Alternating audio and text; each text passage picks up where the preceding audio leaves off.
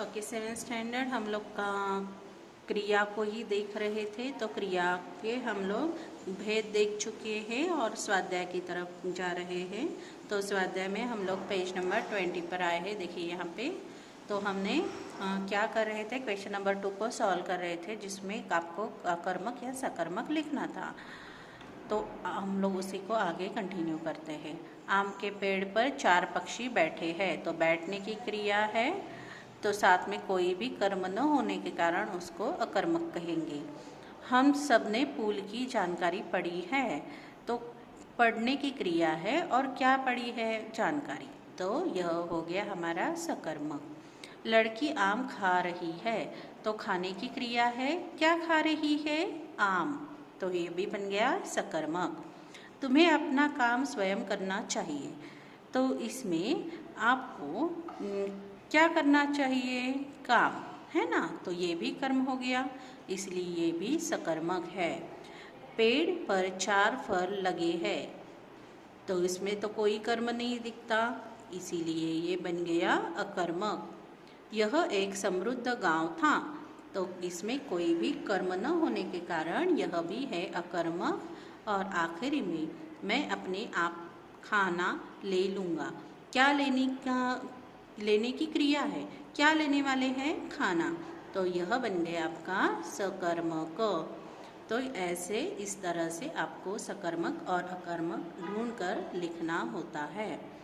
तीसरा है आपका प्रश्न, प्रयोग की गई क्रिया छांटकर उसका प्रकार लिखो। तो आपको यहाँ पे क्रिया भी ढूंढनी है और उसका प्रकार भी लिखना है। तो पहला देखिए, यह आम का पेड़ है।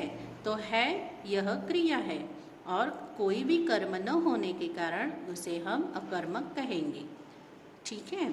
दूसरा है, पेड़ पर 4 पक्षी बैठे हैं। तो बैठे है यह क्रिया है, लेकिन अगर है को हम लोग छुपा दें तो बैठे यह अधूरा हो जाएगा। तो अधूरा अगर किसी को जोड़ते हैं क्रिया को, कोई वर्ड, तो वह बनता है संयुक्त क्रिया। तो पेड़ पर कितने पक्षी बैठे हैं, बैठने की यहाँ पे क्रिया है, तो यह है संयुक्त क्रिया। लड़की आम खा रही है, खाने की क्रिया है, क्या खा रही है, आम। तो यह बन गया सकर्मक। लड़का पिता को पानी पिला रहा है। तो यहाँ पे लड़का क्या करता है, अपने पिताजी को पानी पिलाने की क्रिया कर रहा है। तो पिला रहा है, यह हो गई आपकी क्रिया और इसका प्रकार है प्रेरणार्थक, मतलब किसी और से वो काम करवाता है।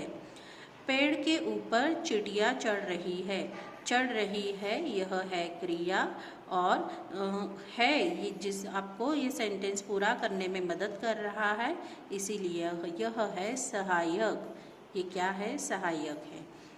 नेक्स्ट वन, सुनील जोर जोर से रोने लगा। तो रोने लगा यह है क्रिया और यह संयुक्त प्रकार में आता है, संयुक्त क्रिया। बच्चे छत पर पतंग उड़ा रहे हैं। तो उड़ा रहे हैं यह क्रिया है और अगर हम है को छोड़ देते हैं तो उड़ा रहे तो अर्थपूर्ण नहीं होता, इसीलिए यह सहायक क्रिया है। हवेली के अंदर कई लोग बैठे थे, यह क्या है, देखिए बैठे थे, हमने लिखा है बैठे थे। तो यह क्रिया है और जो कि इसमें कोई कर्म नहीं है, तो यह अकर्मक बनता है। चित्रकार ने अपनी पत्नी को सारी बातें बताई। तो बताने की यहाँ पे क्रिया है, बताई। तो क्या बताई, बातें बताई, है ना। तो यह हो गया सकर्मक। और आखिर में माँ नौकरानी से गेहूँ पिसवा रही है। तो पिसवा रही है, तो यह तो क्रिया है। तो माँ किससे पिसवा रही है, नौकरानी से, मतलब किसी और करता है, तो वह बन गया प्रेरणार्थक। किसी और से काम करवाना मतलब प्रेरणार्थक होता है। तो इस प्रकार हमने क्वेश्चन नंबर 3 को भी सॉल्व किया है। आखिरकार आपको कुछ क्रियाएं दी है जिनका खुद को आपको वाक्यों में प्रयोग करना है। तो देखिए कौन कौन सी है, अकड़ना है, डांटना है, चौंकना है, शर्माना है, सुनना है, मांगना, लेना, पढ़ना, होना और लटकना। तो ये सब आपको 10 क्रियाएं दी है।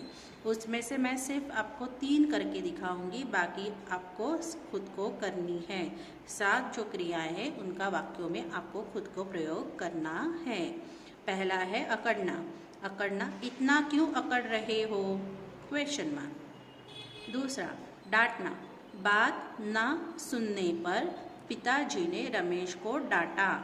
ये आपको खुद को ऐसे छोटे छोटे सेंटेंस बनाने हैं। चौंकना, अचानक आई आवाज़ से मैं चौंक गया। ठीक है, तो बाकी अभी शर्माना, सुनना, मांगना, लेना, पढ़ना, होना और लटकना, ये 7 क्रियाओं का आपको खुद को वाक्य में प्रयोग कर कर उसे लिखना है।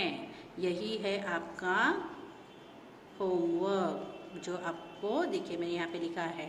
ये आपका होमवर्क है जो आपको खुद को सेंटेंस बनाकर लिखने हैं। और बाकी यह जो है क्वेश्चन 1, 2, 3, 4 सभी आपको नोटबुक में यहाँ पे लिखना है। बाकी इसी में आप कंप्लीट करेंगे, लेकिन ये जो बातें हैं वो आपको लिखनी खुद से है। ठीक है, तो आज के लिए बस इतना ही।